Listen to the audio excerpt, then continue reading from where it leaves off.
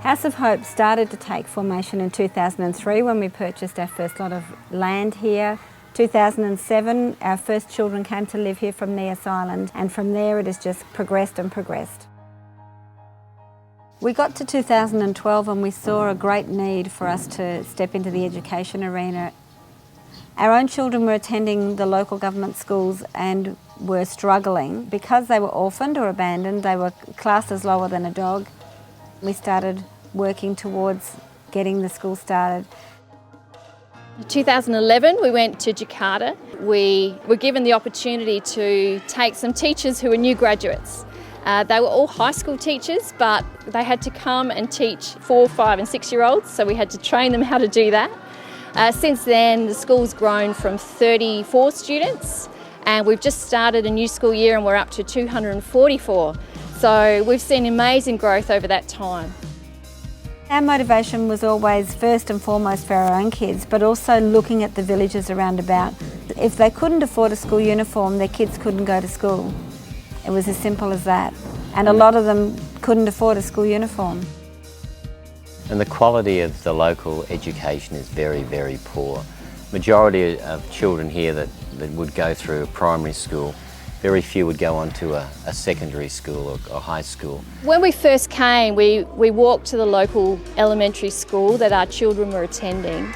And it is a shell. There are rooms with some desks and broken chairs in it and one blackboard. There are no resources, no books. Sometimes teachers are not turning up on time or at all. And so there's children wandering around not learning. So no wonder that it's not very interesting to be at school. 90% of our children come from families that would earn less than $100 a month, probably more realistically $50 a month. Yeah. And so we're able to subsidise education for their children and give them the same opportunity as a more wealthy family. And the level of our education is way up there, just under an international standard. If we didn't have this school here, choices would be limited. The statistics are something like 226 elementary schools in the region and only 56 high schools. So there's a massive dropout rate at the end of elementary. My name is Eldina and my daughter Emma. She is a student at 10th grade here at House of Hope School. As you know, this is a rural area. There's no good access, no sufficient transport. With the House of Hope Foundation, they built a school here. It's like a miracle for us. It's an answer of prayer because they have very good facility, better facility than other school. It does change life. People who cannot get the good education for their children, but because of the school, they provide good education with a very affordable fee. So it's really wonderful. One of our parents recently shared with us that the thing that she loves about our school is that her daughter learns a Bible story. After they've had their dinner as a family, the daughter teaches the rest of the family what she's just learnt that day from the Word of God. That's very exciting. That's all about transforming communities. Most of what I want actually now is how I, as a teacher and head teacher being here, can make my students more like Jesus Christ. We hope that when they become more like Jesus, they can change, not only in this region, but Indonesia. We see this as a planting ground, if you like, for the seed of the gospel to go into many, many families in this region where it otherwise wouldn't.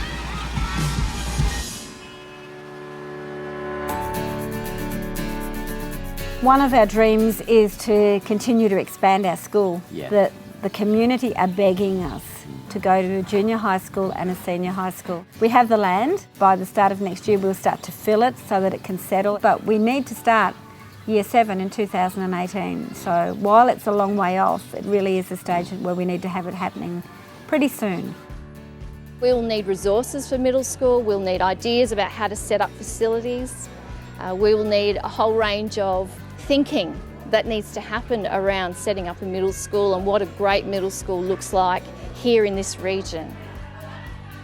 So there's many ways that people can be involved in an overseas venture like this. First of all, people can pray, and we really appreciate that. We are forever needing more resources, so people can be helping by giving.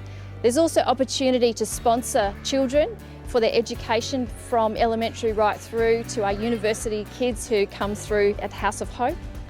Another way people can help is to visit. So there's a whole range of things, and whatever your skills are, we can use them in this kind of place.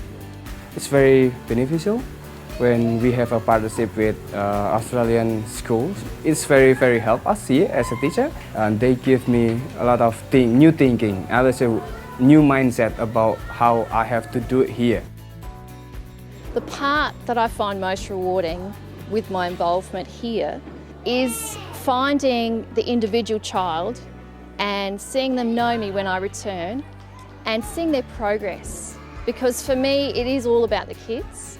It's all about seeing young people growing and finding their potential and having the choice for their future. We want to see kids of all ages, of all walks of life, being given the same opportunities as others.